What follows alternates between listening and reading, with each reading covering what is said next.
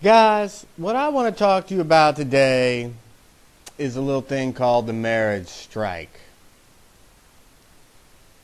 Now, a lot of you guys are younger guys. You're young, dumb, full of cum. Meet some girl. She knocks you off your feet. You think you're in love. You want to marry her. I'm here to tell you, don't do it. Okay? Do not marry that girl. Because the girl you marry isn't the girl you're going to be married to. I'm here to tell you right now. Now, a lot of you guys are probably thinking, well, what about you? Aren't you married? Yeah, I'm married. But guess what? My wife makes more money than I do, so it makes total sense.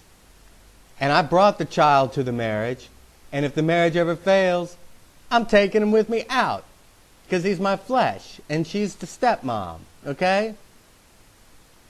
But I got to tell you guys, marriage is a bad idea for American men today. Let me tell you how it works. You get married, you think you're in love, you have a kid. From the moment you have that kid, she owns you. Basically, you are a checkbook, okay? And there are ways now that women, through the color of law, okay, through legal process, through abusive legal process, can take everything and leave you so high and dry. You have no idea how badly you can get screwed today. You have got to ask somebody. If you don't believe the editorialist, you better go and find somebody. Go and sit in family court and see what's happening. Okay? Here's how it goes. Back in the old days, before people were passing out restraining orders like they were pieces of candy, like they were Tootsie Pops, people had to go into court as equals and divide the goods in a divorce. But it doesn't work that way anymore. Okay? Thank you again, Bill Clinton. And thank you, George Bush, for your sanctimonious diatribes about marriage. You did absolutely nothing to protect the institution of marriage from these rapacious attorneys out there who are just, this system has just completely broken down as an institution. Okay, marriage has completely broken down now. No fault divorce. In other words, if you're not making enough money, she's going to leave you, go look for somebody else, and while she's doing that, she's going to live in the house. You're going to pay a good bit of that mortgage. You're going to pay more child support than the child is going to receive, okay? Because it's child support is alimony cloaked as support for children in too many circumstances. What's going to happen is she's going to go down and she's going to get a restraining order against you, even though you've never been violent to her in your life. It doesn't matter, okay? Because all she has to do is state that she is afraid that you may be violent in the future.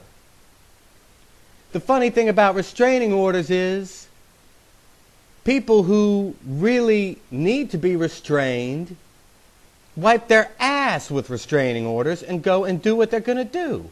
People who are truly violent in this world don't pay attention to some piece of paper, okay? They don't look at a piece of paper and say, oh crap, I got to follow this piece of paper, what this thing says, I got to do. No, they pick up a gun and they solve their issues. They create worse issues, but, these people are stupid. Anyway, the point I'm trying to make is you're going to have a restraining order put down on you. You're going to have 24 hours to get all your shit out of your house that you've been paying in sweat equity as well as monetary equity for years, who knows how long. She's going to occupy the house. You're going to get crap. Because she's got this restraining order on you, you're going to have to prove that you're not violent in order to even get some kind of visitation with the kids. Chances are you won't be able to prove it sufficiently. And she'll get full custody of the kids. Okay? And you are going to be a checkbook. That's all you're going to be from that point on in the eyes of the law and everyone else. And God help you if you get an injury at work or if you get laid off for any period of time and the recession is here, it's on us, and who knows how long it's going to last. Let me tell you what's going to really happen to you. You're going to be put in a public database. You're going to have your driver's license revoked. You're going to be hauled in front of a judge. It's going to be very humiliating. You might end up with your picture, on the wall at the supermarket, at the post office, or online, calling you a deadbeat when you're in a back brace, or when you're unemployed and actively looking for work. It's not going to matter because these people who are running the show don't give a damn about right and wrong, okay? When they were in law school, they cheated on that ethics exam, okay? They cheated. And they've been cheating ever since. And everything to them is a political calculation. And in that calculation, your rights to due process are at the bottom of the list. I mean, really. They're not even factoring your rights in at all. At all. They're looking at the group that makes the most noise. And these days, we all know which gender that is. And it's not just these days. It's always been like that. Guys, friends don't let friends get married. Friends don't let their brothers get married. If you got a sister, yeah, encourage her to get married. Seriously, it's a gold mine for women these days. They can do no wrong, okay? She can cheat, get busted, decide she wants out of the relationship, get a restraining order on you because she cheated, so you might get violent. Take the house, take custody of the kids. You're going to be a checkbook until that kid turns 18, and then who knows? You may end up being a checkbook beyond that because these days people are being forced to pay for their children's college educations, but only in divorce. If you're married, you don't have to pay for your kids' education. See? I'm not saying you shouldn't pay for your kids' education. I'm just saying look at what's going to happen to your life. Look at what's going to happen to your credit rating.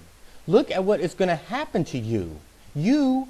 If this woman who you love ever decides that she's had enough of you, the system is rigged to completely nail you to the wall. Okay? Friends, do not let friends get married. Brothers, do not let brothers get married. If your brother or your friend really wants to get married and he has a real hankering, look, you can't stop anybody from making big, huge mistakes. People do it all the time. I guess it's part of just living. Unfortunately, this isn't some kind of a dress rehearsal. Okay, this is it. This is your life.